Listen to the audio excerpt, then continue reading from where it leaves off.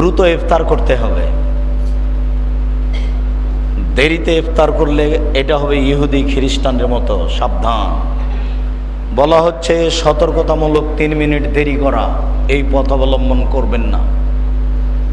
বিশেষ সতর্কবাণী হচ্ছে সাহারি খাবেন আজানের পূর্ব মুহূর্তে। সাহারি খাবেন, তাতে বরকত আছে। না খেলেও সিয়াম হবে, না খেলেও সিয়াম হবে। ইফতার করবেন তাজা খেজুর দিয়ে, ঢাকাতে পাওয়া যেতে পারে। সম্ভব না হলে শুষ্ক খেজুর দিয়ে, সম্ভব না হলে কয়েক অঞ্জলি পানি। খেজুর আর পানি ছাড়া বিকল্প কোনো জিনিস দিয়ে ইফতার করা হবে না। মুখে এটা আগে দেন, তারপরে অন্য কিছু খান।